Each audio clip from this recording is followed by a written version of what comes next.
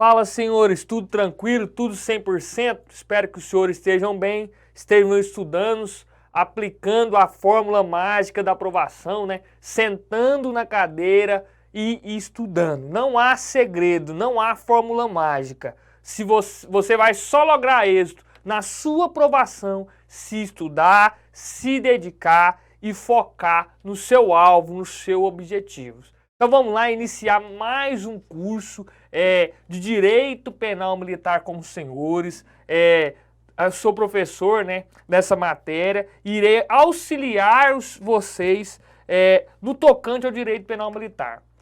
O Direito Penal Militar ele é muito semelhante ao Direito Penal Comum. E é justamente esses pontos que a banca vai abordar. Ela não vai trazer o que é igual. Na verdade, ela vai trabalhar o que é diferente. E cuidado, pessoal. Muitas matérias você até consegue viver só com o seu resuminho, só com aquele PDFzinho facilitador que a gente tem aqui, inclusive bem completo. Mas no direito penal militar, quando se fala em matérias que são atinentes aos militares, é obrigatória a leitura da lei. Não tem como você fazer uma prova de direito penal militar sem ler o código. Eu falo que a parte geral, que é do artigo 1º, né, até o 140 ali, é obrigatório a leitura. Se você pegar e ler esses artigos, você vai gastar mais ou menos de 2 a 3 horas. Você consegue ler completamente essa parte geral do Código Penal Militar, porque é a parte que mais cai questões. A parte especial, beleza, você pode selecionar os crimes, principalmente os crimes que a gente vai trabalhar durante o curso e os crimes que são de maior recorrência em prova, né?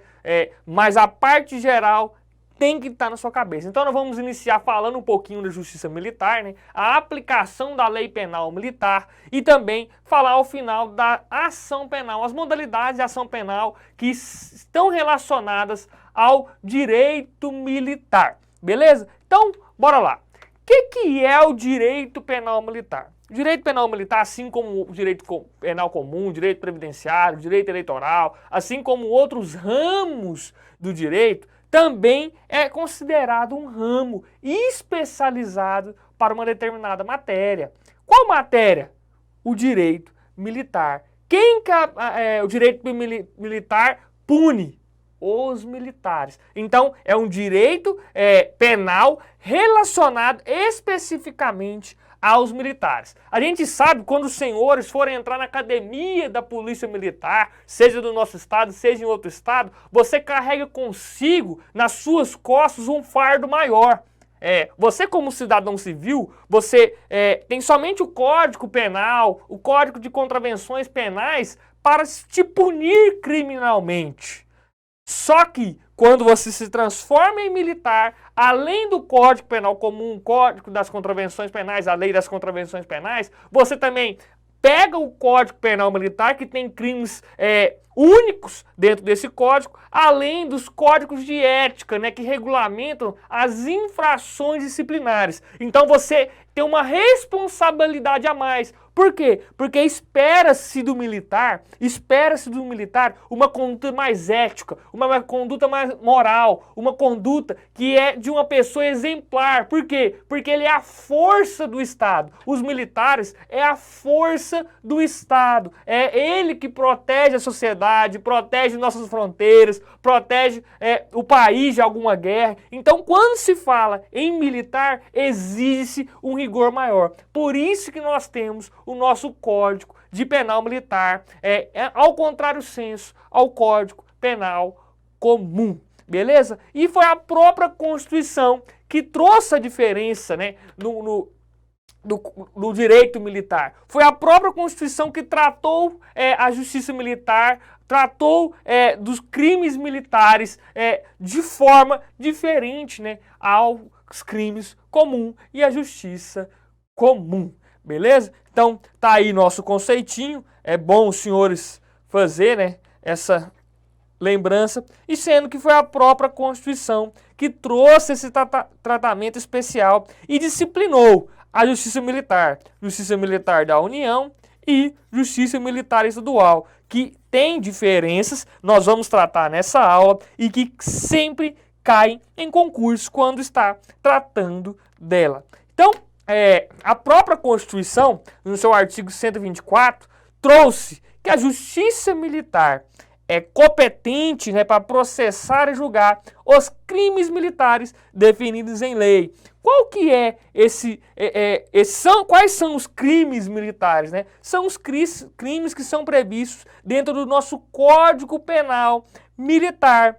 Só que a gente, no finalzinho de 2017, a gente teve uma alteração no Código Penal Militar. Então não são mais só os crimes previstos dentro do Código Penal Militar que podem ser considerados crimes militares. Hoje, qualquer crime previsto em legislação penal pode ser considerado crime militar se estiver enquadrado dentro das condições que caracterizam o crime militar. Então, a Constituição, como ela é anterior a essa alteração legislativa, fala somente crimes militares definidos em lei, que é o nosso Código Penal Militar, Decreto-Lei 1001 de 61, beleza? Então, a própria Justiça Militar, ela foi criada, né, foi falada na Constituição Federal, e esse primeiro artigo que fala de Justiça Militar, fala que a lei, né, que disporá sobre a organização, funcionamento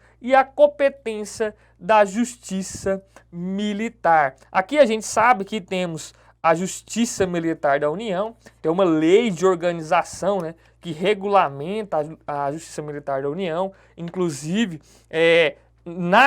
no âmbito da União, a gente tem a estrutura mesmo da Justiça Militar da União, como se diz, os órgãos da Justiça Militar da União, as circunscrições bem elaboradas, bem tratadas, tem o cargo, né, de juiz federal militar, existe o cargo, né, de juiz, um cargo específico para juiz militar, que já existe até no próprio concurso um conhecimento muito maior sobre o Código Penal Militar, o Código de Processo Penal Militar, a Lei de Organização da Justiça Militar da União, justamente porque será a matéria que você vai se relacionar durante toda a sua vida. Já aqui na Justiça Militar Estadual, que na verdade se trata de um órgão criado dentro do próprio Tribunal de Justiça, a gente sabe que tem essas peculiaridades que pode criar o TJM, a gente vai falar aqui, mas aqui um juiz que entra como se diz, para a área geral, um clínico geral, na verdade, é que é um juiz que é clínico geral. Ele pode ser juiz criminal, juiz civil e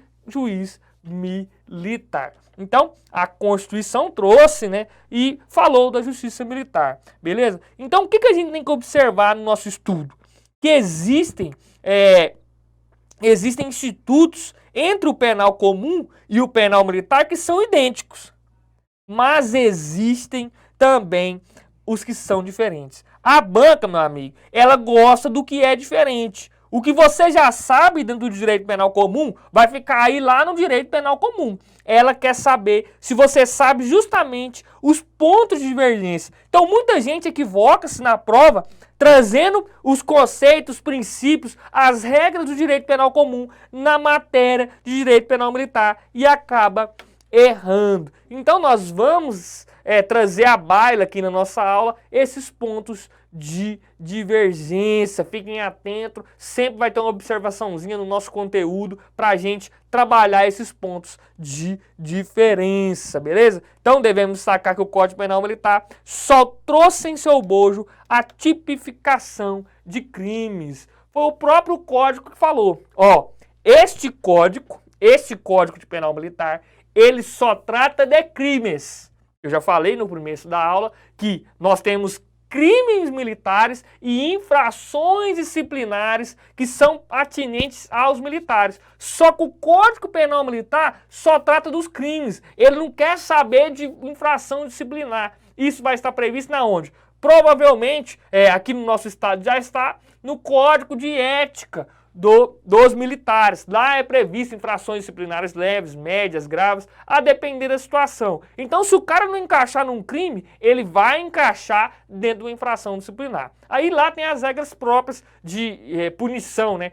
A pena, vamos colocar assim do modo geral, dentro do Código de Ética. Isso está previsto aí, ó, no artigo 19, beleza? Então, o Código Penal Militar, ele só trata dos crimes, a tipificação e as penas dos crimes. Não fala das transgressões disciplinares, beleza? Isso vai estar tratado nos códigos de ética ou regulamento disciplinar, a depender da instituição, beleza? Então, conforme a Constituição, isso aí também foi trazido na própria Constituição, existe a Justiça Militar da União e a Justiça Militar dos Estados, beleza? E aí vem muita questão de prova. Por quê? Porque existe diferenças atinentes a essas duas justiças militares importantíssimas. Qual que é a primeira? A Justiça Militar da União, ela pode processar, né, e julgar os militares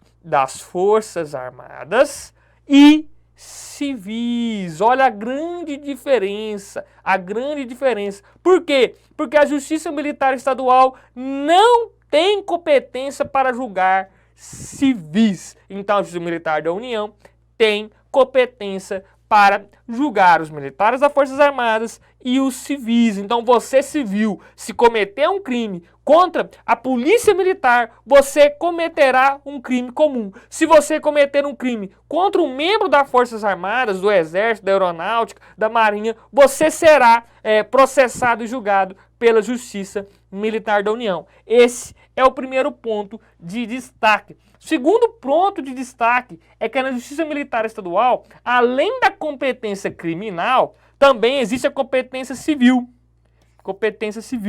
Ah, professor, mas isso que é relacionado a julgar civil ou processar civil? Negativo. Competência criminal se trata dos crimes. E competência civil é porque na Justiça Militar Estadual, o juiz pode verificar se existe legalidade, né? Se existe a questão do abuso no julgamento, né, das ações disciplinares. Então o juiz pode fazer essa análise, a gente vai ver aí que até monocraticamente ele vai fazer essa análise se os atos disciplinares, as punições disciplinares, elas estão amparadas, né, mesmo pela lei, se aquela conduta se almoda, né, a lei, se não está com rigor excessivo, né, da lei. Então, e além dessa competência criminal de processar e julgar os crimes militares praticados por militares estaduais, bombeiros, né, e policiais militares, também existe essa competência civil. Já na Justiça Militar da União, lá só tem competência criminal, lá só trata de processar e julgar crimes. Lá não tem como eu trabalhar a questão da legalidade dos atos disciplinares, beleza? E a Justiça Militar Estadual, ela não possui uma estrutura autônoma. Pode possuir? Pode, desde que seja criado o Tribunal de Justiça Militar. Aqui no nosso estado de Goiás, e na verdade em vários estados, não existe uma estrutura autônoma, mas a Justiça Militar da União, ela sim, ela tem uma estrutura, um organograma próprio. Tanto é que o segundo grau da Justiça Militar da União é o STM. Já aqui no nosso âmbito estadual, a Justiça Militar, em segundo grau, é o próprio Tribunal de Justiça, salvo se tiver sido criado o Tribunal de Justiça Militar, que na verdade no Brasil todo a gente só tem 3, né? Em Minas Gerais, São Paulo e Rio Grande do Sul, que, diga-se de passagem, é o maior efetivo de militares estaduais do Brasil, beleza? Então, existem essas 3 diferenças que sempre, pessoal, essas aqui sempre caem em concurso. Às vezes a banca vai trazer um caso prático para falar assim, esse militar, ele cometeu um crime contra civil, ou um civil cometeu um crime contra um militar estadual, policial militar, que sempre vai acontecer. Provavelmente quando os senhores forem policiais militares, todo dia você vai se deparar numa situação que o cidadão, né, que na verdade a gente chama de cidadão, talvez nem pode ser chamado, ele comete um crime contra o militar, desrespeita o militar, desacata, que é muito comum, ele não vai ser tido como um crime militar, e sim como um crime comum. Vai pegar os consectários, né, do direito penal comum, que é muito melhor para ele, os benefícios, né, previstos dentro da Lei 9.099, que a gente sabe que não se aplica à justiça militar, dentre outros consectários. Então, quando se depara com situações dessa, a própria banca vai trazer casos práticos para ver se você sabe relacionar a conduta do militar à justiça militar, seja da União e seja estadual, beleza? Então aí, ó, o artigo 125 da Constituição que trata, né, da justiça militar estadual. Ele fala que a lei estadual poderá criar, mediante a proposta, né, do Tribunal de Justiça. A gente sabe que por ser uma justiça, um poder jurisdicional, o próprio presidente, né, do TJ que terá a competência para provocar essa lei, né? Vai criar a justiça militar estadual, ela constitui-se em primeiro grau pelos juízes de direito, né, e pelos conselhos de justiça. A gente sabe que os conselhos de justiça são formados por um juízo militar, né, um juiz de direito, e outros juízes que são oficiais, né, das forças, né, que compõem o conselho para lá na frente julgar o militar. A gente sabe também que tem diferença, né, quando é julgado pelo juiz monocraticamente e pelo conselho, que a gente vai ver aqui. E em segundo grau, pelo próprio Tribunal de Justiça, como eu falei. Só que ressalva-se, né, a possibilidade de criar o Tribunal de Justiça Militar, desde que o efetivo, pessoal, essa informação aqui é importante, desde que o efetivo seja superior a 20 mil integrantes. Então hoje nós temos somente 3 tribunais de justiça militar: Rio Grande do Sul, Minas Gerais e São Paulo. O resto dos estados não tem uma justiça militar autônoma. Todas fazem parte da justiça criminal mesmo, do próprio tribunal, beleza? Abre-se uma vara, vamos colocar especializada criminal, uma auditoria, né, que a gente chama de auditoria, mas na verdade nada mais é que uma vara especializada em militares, que coloca um juiz de direito lá e ali vai tocando o barco, como se diz, como se fosse uma justiça militar isolada, mas na verdade ela faz parte dentro do Tribunal de Justiça de âmbito de cada estado que não tem o TJM, beleza? A Justiça Militar compete, né, processar e julgar os militares dos estados. Aqui a gente sabe que tem a PM, né, e Bombeiro Militar. Então, ela compete, né, para processar e julgar essas duas instituições, os militares dessas instituições, caso pratiquem os crimes militares definidos na lei, né? A gente sabe que não existe nenhuma lei esparsa, especial, como no direito penal comum, que trabalha crimes militares.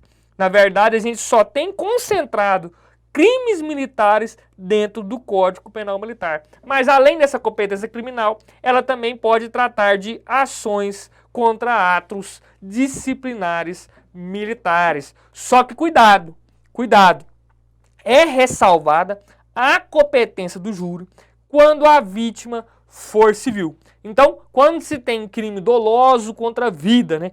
Crime doloso contra a vida, a competência não será da justiça militar, mas sim da justiça comum. Só que lá haverá uma condenação criminal, mas só cabe a decisão da perda do posto, da patente, né, e a graduação das praças dentro do próprio tribunal, né, dentro do próprio da justiça militar. Olha aqui a primeira observação importante. A gente, quando for estudar lá o artigo 9º, a gente vai ver que no parágrafo 2º trouxe uma inovação jurídica, falando que os militares das Forças Armadas, quando empregados, né, pelo presidente ou pelo ministro de Estado da Defesa, em situações de garantia da ordem, né, ou para decretada alguma situação de calamidade, há exemplos das Forças Armadas no Rio de Janeiro, das Forças Armadas em outros lugares estaduais, na garantia daquela ordem. Se ele tiver um crime, cometer um crime doloso contra a vida, se ele tiver enquadrado dentro dessas possibilidades, não será o tribunal do júri que julgará ele, mas sim a Justiça Militar da União. Mas ressalva-se no artigo 1º que se for um crime doloso contra a vida de civil, praticado, né, por militar, principalmente estadual, será competência do Tribunal do Júri. Então, quando a gente analisa o artigo 9º, a gente fala, gente, mas que loucura é essa? Isso aqui está falando, crime doloso contra a vida de civil será julgado e processado pelo Tribunal do Júri. Aí no parágrafo 2º fala, se for um membro das Forças Armadas, não será o Tribunal do Júri, mas a Justiça Militar da União. Aí você fala, gente, mas a própria Constituição, essa competência do Tribunal do Júri é da própria Constituição. A Constituição, no artigo 5º, que fala que os crimes dolosos contra vidas serão julgados pelo Tribunal do Júri. Uma lei infraconstitucional não poderia trazer à tona isso e mudar essa regra constitucional. Mas aqui, pessoal, no artigo 124, no 125, a gente vê a diferença. Quando se fala da Justiça Militar da União, no artigo 124, lá fala só competência para julgar e processar crimes militares. Ela não traz nenhuma observação, ela não traz nenhuma exceção à regra. Já aqui não. O próprio artigo 125, parágrafo 5º, né, fala que se for crime de homicídio, né, um crime doloso contra a vida, a competência será do Tribunal do Júri. Então, quando foi feita essa inovação legislativa, foi até debatida essa questão da constitucionalidade, a princípio falou, não, peraí, é constitucional. É constitucional. Por quê? Porque a própria Constituição trouxe tratamento diferente entre os militares das Forças Armadas e os militares estaduais. Então você, quando for militar da Força Policial Estadual, da Polícia Militar, e se envolver em uma troca de tiro, o PEBA, né? O PEBA tenta a sorte contra vocês e ele for a óbito, né? Infelizmente foi a óbito, os senhores serão julgados e processados no Tribunal do Júri e não na Justiça Militar Estadual por um juiz singular, beleza? Tem essa diferença entre a Justiça Militar da União também e a Justiça Militar Estadual, principalmente quando a gente for estudar o parágrafo 2º do artigo 9º, beleza? Só que existe outra diferença. Compete ao juiz de direito do juízo militar processar e julgar singularmente, sozinho, só o juiz, os crimes militares cometidos contra civis. Então, quando tiver um crime de um militar contra civil, não será o Conselho de Justiça que julgará o militar. Por quê? Vamos citar o exemplo clássico. Dentro do Conselho a gente tem 4 coronéis ou 4 oficiais superiores, né, e um juiz singular. E aí, vamos colocar um crime que acontece, né, quase todo dia quando os senhores forem militares, o abuso de autoridade. Chega lá um crime por extensão militar de abuso de autoridade e são 4 oficiais superiores da Polícia Militar e um juiz singular. A chance desse militar ser condenado por um abuso de autoridade era pequena. Por quê? Obviamente, os militares, eles falam, não, isso aí nós cometemos todo dia. Se nós condenarmos esse policial, todos nós vamos ser condenados um dia. Então a própria Constituição, vindo aqui de um resquício pós-período militar, que a Constituição nossa foi de 88, vindo com resquício pós-período militar, falou assim, não, gente, vamos, nesses casos, quando for crimes militares praticados por militares contra civis, vamos deixar o juiz singular julgar. E foi isso que foi feito. Então, no parágrafo 5º, traz essa regra. Então, quando for crimes militares praticado contra civis, o próprio juiz singular será o julgador e também nas ações judiciais contra atos disciplinares militares. Aqui também é óbvio, são 4 oficiais. E os oficiais que são os detentores, né, do Poder Judiciário Militar, já falei para os senhores, e também são detentores da caneta para te meter um ato disciplinar, para te responsabilizar. Se a Constituição falasse, não, para discutir a questão da legalidade, da possibilidade sobre os atos disciplinares militares, era o Conselho. Você acredita que 4 oficiais não ia voltar contra um outro oficial que puniu algum militar?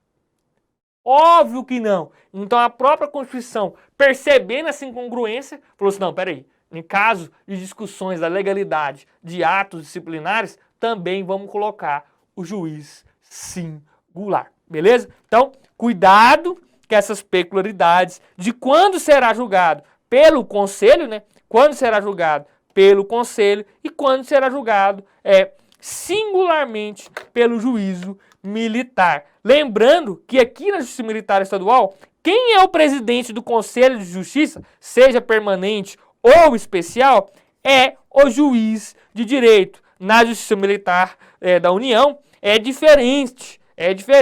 Lá, quem é o presidente, né, do conselho, na verdade, é o coronel, né, o comandante, o oficial de posto mais elevado e mais antigo, beleza? Cuidado com essas diferenças, beleza? Observação aí, na Justiça Militar só existe figura do julgamento dos crimes militares de forma colegiada, Conselho de Justiça, em que o presidente será o juiz de direito. Na Justiça Militar, somente nos crimes militares que figurem, né, oficiais que serão julgados por colegiado. Mesmo essa regra, né, sendo trazida aqui para a Justiça Militar Estadual, ela não se aplica na Justiça Militar da União, que lá até o praça, se for cometido, né, um crime militar, será julgado por um juiz singular e não por um colegiado como aqui. Na Justiça Militar Estadual, tanto oficiais como praças, se cometerem crimes militares, né, um contra o outro, vamos citar o exemplo, que contra civil vai ser singular, um contra o outro, ou contra a instituição ou administração militar, será um colegiado que irá julgá-lo, beleza? Trouxe um quadro esquemático, um quadro que você tem que levar para a sua prova. Isso aqui tem que estar na sua cabeça, beleza? Então, Justiça Militar da União, primeiro grau, juiz, né, julga praça e conselho oficial, beleza? O segundo grau do Justiça Militar da União é o próprio STM, beleza? E a Justiça Militar da União julga militares e civis. Já a Justiça Militar Estadual em primeiro grau, né? O juiz ele julga ações disciplinares e crimes militares contra civil e o Conselho de Justiça julga crimes militares praticados contra outros militares ou contra a instituição militar, administração militar. Em âmbito do segundo grau, a gente tem o TJ, né? Se não tiver o TJM, beleza? E só julga militares. Esse quadrinho tem que estar na sua cabeça na hora da prova, beleza? Então vamos entrar em aplicação da lei penal. Não tem como se falar em direito penal sem falar em princípio da legalidade. Por quê? Porque o princípio da legalidade dentro do direito penal militar, ele tem extrema relevância. Logo, já como se diz, no artigo 1º, né, do Código Penal Militar fala que não há crime sem lei anterior que o defina, nem pena sem prévia cominação legal. Então, aqui, só nesse artigo, a gente tem o princípio da legalidade e o princípio da anterioridade. É necessário ter uma lei anterior àquela prática, que defina aquela prática como crime e ela também já comina uma pena, beleza? Então, aqui a gente tem o princípio da legalidade e o princípio da anterioridade. A legalidade fala o quê? Que é necessário ter uma lei. É necessário ter uma lei. Dentro desse princípio da legalidade, nós temos desdobramentos. Qual que eu falei? A anterioridade. E o segundo, da reserva legal. O que fala o princípio da reserva legal? Fala o seguinte, beleza, é necessário uma lei, mas é uma lei em sentido estrito, uma lei em sentido próprio. Mas aí, professor, qual é essa lei? A doutrina e a jurisprudência, na verdade, entabulam que a lei em sentido estrito é uma lei que segue aqueles ritos do Congresso Nacional para o processo legislativo. A gente tem a lei complementar e a lei ordinária. Então, o Código Penal Militar, ele é uma apesar de ser decreto-lei, por ser anterior à nossa Constituição, ele só pode ser alterado, acrescentado um crime, modificado por uma lei em sentido estrito, uma lei ordinária ou complementar. Aqui também é igual ao direito penal comum. Lá também só pode falar assim crimes e em penas se for por uma lei em sentido estrito. Isso é entendimento, né? É um ensinamento do princípio da reserva legal. Outra temática que a gente vai tratar logo já no artigo 2º é a lei penal no tempo, né? A gente sabe que a lei, com o tempo, ela vai sofrendo modificações, ela vai sofrendo alterações, ela sofre inovações. E aí que foi trazido a baila. Peraí, e se uma lei nova entrar no ordenamento jurídico, inovar, falar que não é crime, criar crimes novos, qual o efeito que ela vai ter dentro do direito penal? Que a gente sabe que dentro do direito civil tem uns efeitos. E aqui nós também temos efeitos. Então, em regra, a gente utiliza, né, a teoria do tempus rege actum, que é o tempo rege o ato.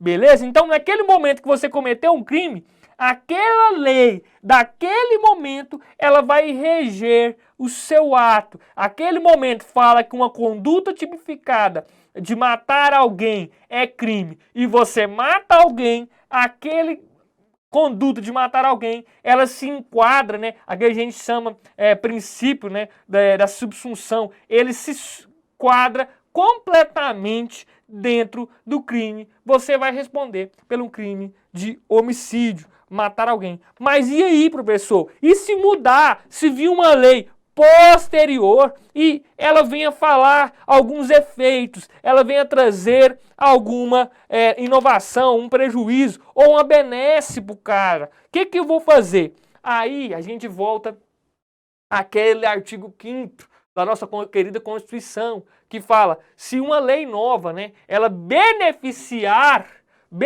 ela faz o quê? Retroage. Se ela não beneficiar, ela não irá retroagir. Então, aí entra aqueles efeitos, né, da extratividade, seja ultratividade ou irretroatividade. Então vamos lá, vamos para casos novos, né, casos de uma lei nova benéfica, também chamada de Lex Meteor, né, é uma lei nova benéfica. Vamos citar um exemplo, se fala no Código Penal Militar que matar alguém é crime, e vou ser responsabilizado, matei alguém, mas aí vem uma lei nova, né, benéfica, e fala o seguinte, a partir de agora, matar alguém não é mais crime. A partir de agora, matar alguém não é mais crime. E aí? Mas eu já fui até processado.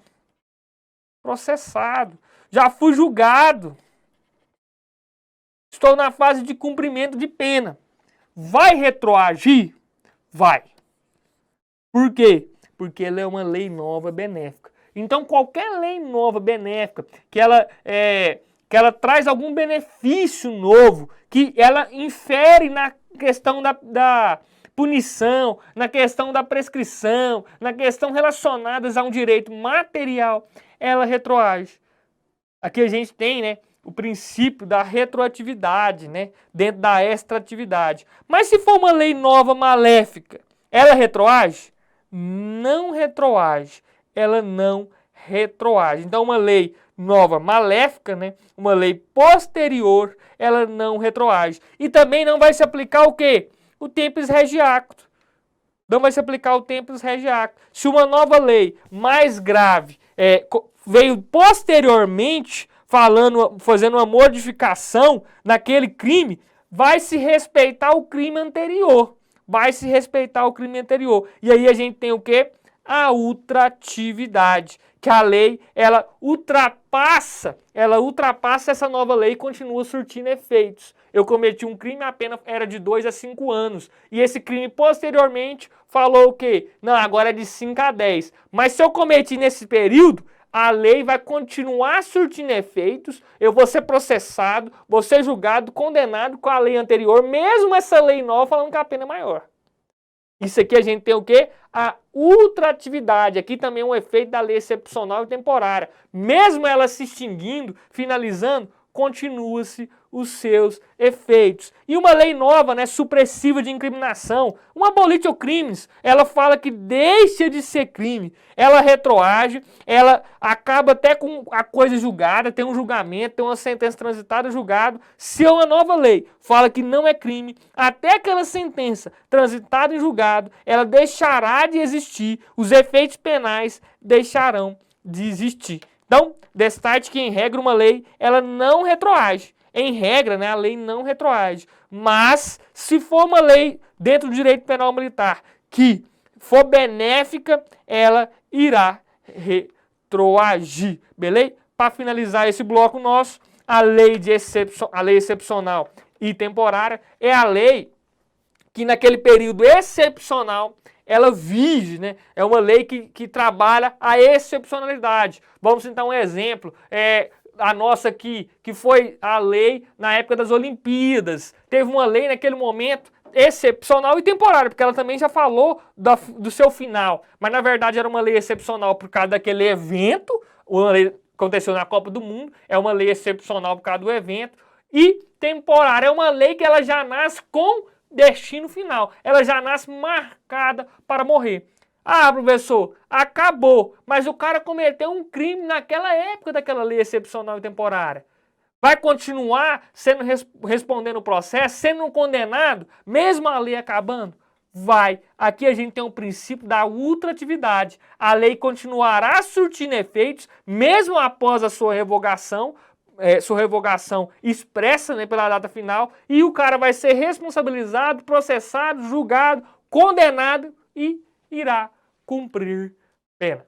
Beleza? Vamos dar um pequeno intervalo e já voltamos, beleza?